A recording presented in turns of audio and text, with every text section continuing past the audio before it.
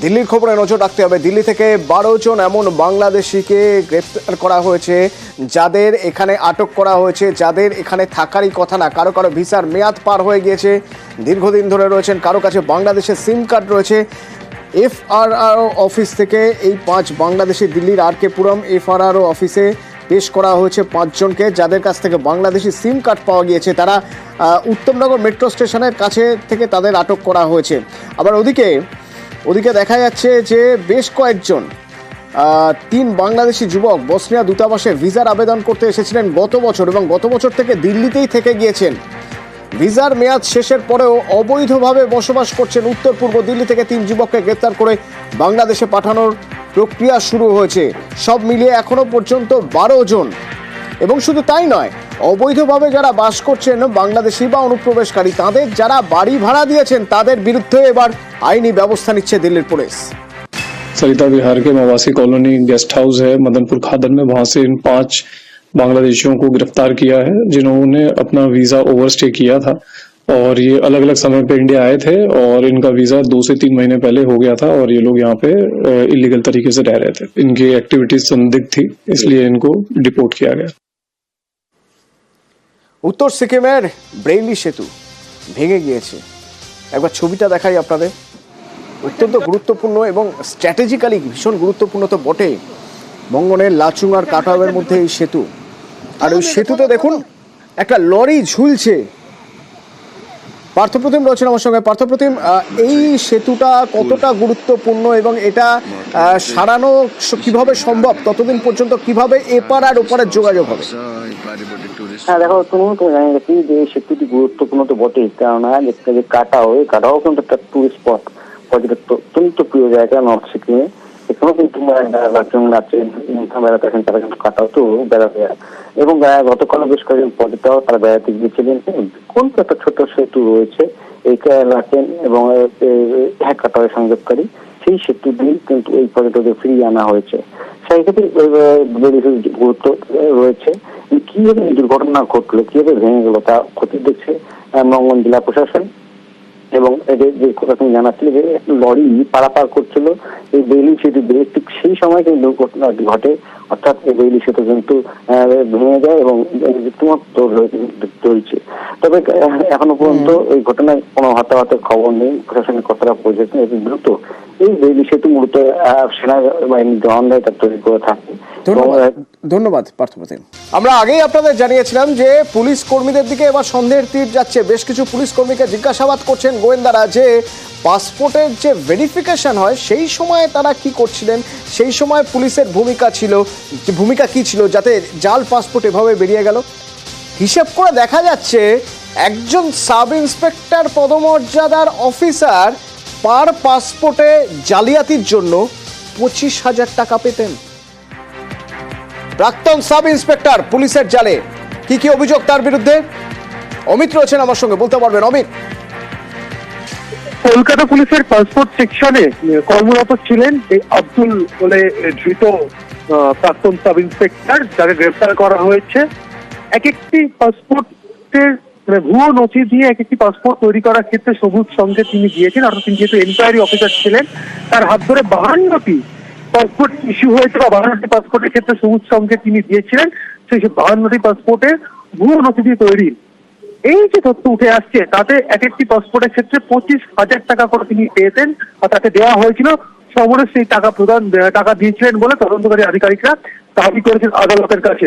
এমনকি শুধুমাত্র যে নগদে ট্রানজাকশন হয়েছে এমনটা নয়, আর্থিক লেনদেন ব্যাংক অ্যাকাউন্টের মাধ্যমে হয়েছে। পুলিশের অ্যাকাউন্ট থেকে এই ধৃত প্রাক্তন সাব ইন্সপেক্টরের অ্যাকাউন্টে টাকা গিয়েছে, এই তথ্য ইতিমধ্যে পাওয়া গিয়েছে। এবং এখনো পর্যন্ত এই পাসপোর্ট জালিয়াতি মামলাতে 9 জনকে গ্রেপ্তার করা হয়েছে কলকাতা পুলিশের তরফে। যে সমস্ত ডিজিটাল এভিডেন্স এখনো পর্যন্ত বাজেয়াপ্ত করা হয়েছে, যেমন হার্ড ডিস্ক, কম্পিউটার, ল্যাপটপ, এই সমস্ত সামগ্রী ইতিমধ্যেই ফরেন্সিক ল্যাবে পরীক্ষার জন্য বা এক্সামিন করার জন্য পাঠানোর কিন্তু অনুমতি পেয়েছে আদালত থেকে। তবে জানিয়ে রাখবো, বারবার যে জায়গাটা প্রশ্ন হচ্ছিল, আদালতও প্রশ্ন তুলেছিল যে এই যে চক্র যারা ভুয়ো নথি দিয়ে পাসপোর্ট তৈরি করা যে চক্র কাজ করছিল, যারা ইতিমধ্যে গ্রেপ্তার হয়েছে, তাদের বাইরে গিয়ে পুলিশের একটা ভূমিকা রয়েছে পাসপোর্ট ভেরিফিকেশনের ক্ষেত্রে।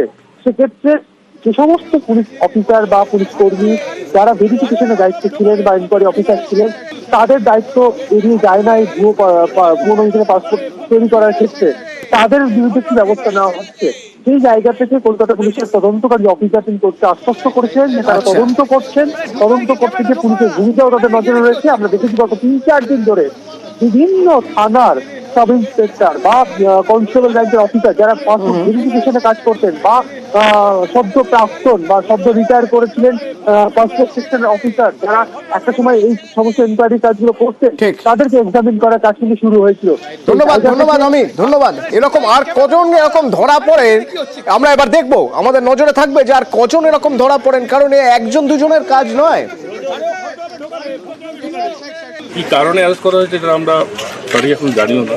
দীর্ঘদিন উনি লালবাজারে দীর্ঘদিন ধরে কর্মরত ছিলেন। উনি সদ্য রিটায়ার হয়েছে। খুবই সৎ এবং খুবই অনেস্ট একজন ব্যক্তি। আমার যতটুকু মনে হচ্ছে এটা সম্পূর্ণ একটা স্বপ্ন। আমরা চাই উনি তো নির্দোষ, ওনাকে যত দ্রুত সম্ভব রিলিজ করা হোক। রাতের দ্বিতীয় হুগলি সেতু প্রেক্ষাপট যেন ঠিক হিন্দি সিনেমা। ধাওয়া করে সাংসদের গাড়ি রুখলেন এক মন্ত্রী, তৃণমূলের মন্ত্রী বিজেপি সাংসদের গাড়ি আটকালেন, অভিযোগ করলেন র্যাশ ড্রাইভিং এর, বেপরোয়াভাবে গাড়ি চালানো হচ্ছে অভিযোগ করলেন, তাকে কুকথা বলা হচ্ছে। দেখুন সেই সময়ের ছবি। ওদিকে গাড়ির মধ্যে বসে রয়েছেন অভিজিৎ গঙ্গোপাধ্যায় বিজেপি সাংসদ, আর গাড়ির বাইরে তৃণমূলের মন্ত্রী বাবুল সুপ্রিয়।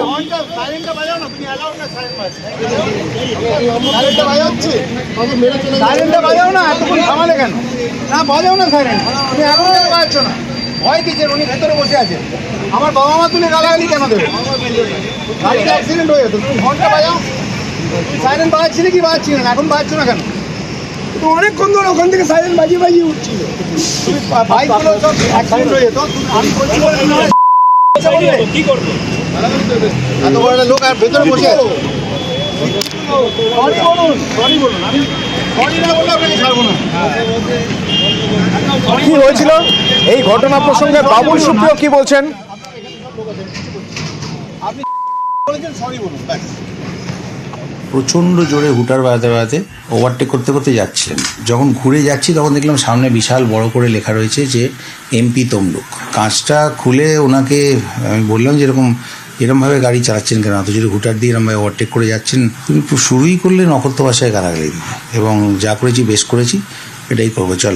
এত ডিকম্পোজড মাইন্ডের, পচা মাইন্ডের একজন ফ্রাস্ট্রেটেড মানুষ ভেতরে বসে আছেন জানলে আমি অত কিছু বলতামও না। সিআইএসএফকে বললেন যে একে গ্রেপ্তার করো। আপনি ঠিক আছে, আপনি নামুন গাড়ি থেকে, আপনি সরি বলুন। কিন্তু দেখলাম যে উনি যে যা যা ভাষা ব্যবহার করছেন, তোকে এইখানেই আমি গ্রেপ্তার করাবো, হ্যাঁ তোকে দেখে নেবো আমি তোর কি করতে পারি, তুই তো পারি। তারপরে পরে বলেছেন যে মদ্যপ অবস্থায় বাবুল সুপ্রিয় গাড়ি চালাচ্ছিল।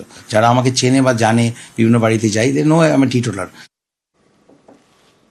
এদিকে আবার আর এক সাংসদ, বিজেপি সাংসদ, তিনিও মন্ত্রী, সুকান্ত মজুমদার বিজেপি রাজ্য সভাপতি, তিনি দাবি করছেন মদ্যপ অবস্থায় ছিলেন বাবুল সুপ্রিয়। একজন রাজ্যের মন্ত্রী হয়ে বাবুল সুপ্রিয় তো শুধু মন্ত্রী নয়, বাংলার একজন শিল্পীও বটে। তারপরেও তিনি মদ্যপ অবস্থায় নেমে গাড়ি থেকে একজন সাংসদকে এবং প্রাক্তন বিচারপতিকে এইভাবে তিনি হেনস্থা করেছেন, এটা ভাবা যায় না। বাংলাটা কোন জায়গায় যাচ্ছে এবং তৃণমূল কংগ্রেস কোন জায়গায় নিয়ে যাওয়ার চেষ্টা করছে এই বাংলাটাকে। কিন্তু ছবিটা যদি ভালো করে দেখেন, এই ছবির মধ্যে আরেকটা ছবি লুকিয়ে রয়েছে, নীল রঙের একটা বিকন লাইট। আচ্ছা, সাংসদের গাড়িতে বিকন লাইট লাগানো যায় কি? একজন সাংসদের গাড়িতে বিকন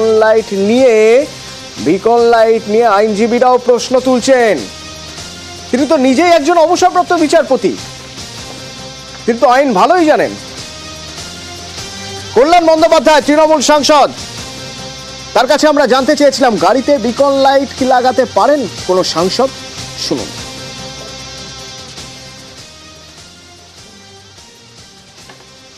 হুটার একমাত্র পুলিশের গাড়ি ছাড়া হুটার বাজবে না, not even the prime minister car. Red beacon light মাত্র জ্বালাতে পারে এখন রাষ্ট্রপতি, প্রধানমন্ত্রী, vice president, chief justice of India, governor. এর বাইরে কেউ লাল বেকন লাইট জ্বালাতে পারে না। উনি অন্যায় করেছেন, শুধু তাই না, উনি খুব গালাগাল দিয়েছেন কালকে, অশ্রাব্য ভাষায় খিস্তি করেছেন। প্যাথোলজিক্যাল ডিজিজ, মানে এরকম একটা অসভ্য লোক পাওয়া যায় না। কি করে এরকম একটা অসভ্য লোক যে কলকাতা হাইকোর্টের জজ হয়েছিল ভাবা যায় না। এরা সব ইন্ডিয়ান জুডিশিয়ারির কুলাঙ্গার এরা। আবার দু একজন প্রশ্নও তুলছে কালকে কি অবস্থায় ছিল।